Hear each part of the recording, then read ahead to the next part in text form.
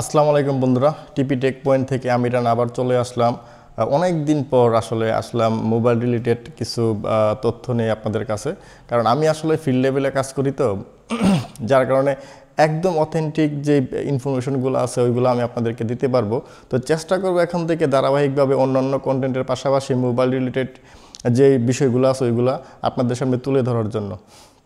বন্ধুরা, একদম রিসেন্টলি যে নিউজটা আসছে এবং সেটা হচ্ছে আনঅফিশিয়াল সিট বাংলাদেশ মার্কেটে বন্ধ করে দিবে। মানে আনঅফিশিয়াল সিট বাংলাদেশের মার্কেটে হয়তো বা 2-3 মাসের মধ্যে যত মোবাইল আছে নেটওয়ার্কের বাইরে, মানে আনরেজিস্টার করা যত IMEI নাম্বার আছে সব কিছু ওই মোবাইলগুলো বন্ধ হয়ে যাবে।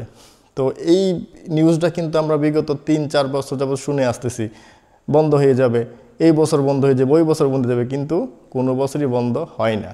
কিন্তু এইবার যে নিউজটা হয়েছে সেটা হচ্ছে আনঅফিশিয়াল মোবাইল বাংলাদেশে বন্ধ হয়ে যাবে। তো আমার বিষয় যেটা হচ্ছে, আমার থিঙ্কিং, আমরা আনঅফিশিয়াল সেট কেন বন্ধ করতে যাচ্ছি? আনঅফিশিয়াল সেট বন্ধ না করে আমরা যদি বাংলাদেশের মোবাইল মার্কেটের দাম কমাই তাইলেই তো হয়।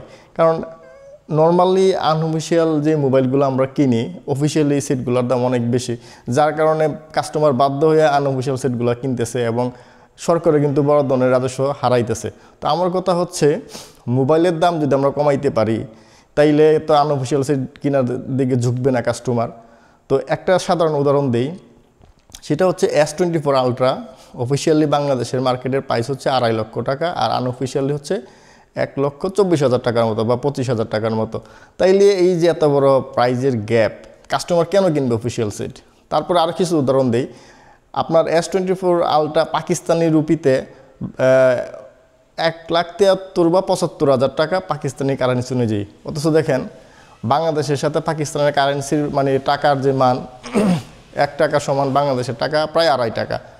ইন্ডিয়াতে রুপিতে যদি যায়, তারা আসলে অফিশিয়ালি ওই সেটগুলো কিনতে পারতেছে অনেক কমে। তো আমাদের দেশে, বাংলাদেশে ফ্যাক্টরি আছে, বাংলাদেশের প্রোডাক্ট উৎপাদন করতেছে, তো আমাদের দেশের অফিশিয়াল সেটগুলোর দাম কেন বেশি থাকবে?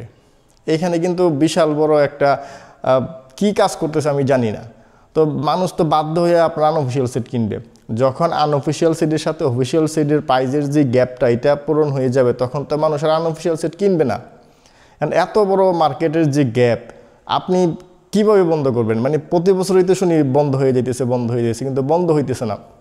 বন্ধ হইলে আমাদের মার্কেটটা বড় হইতো এবং আমাদের যারা আসলে অফিশিয়াল সেট নিয়ে ব্যবসা করি তাদের জন্য ভালো হইতো। তো এইটা ছিল একদম অথেন্টিক একটা নিউজ যে আনঅফিশিয়াল সেট খুব অচিরেই বাংলাদেশের বন্ধ হয়ে যাচ্ছে। তো এইটা আজকে টেক নিউজ ছিল। তো আমার চ্যানেলটাকে সবাই সাবস্ক্রাইব করবেন এবং পাশে থাকবেন, আমি যাতে বিভিন্ন ধরনের কন্টেন্ট নিয়ে আপনাদের সামনে আসতে পারি। ধন্যবাদ সবাইকে।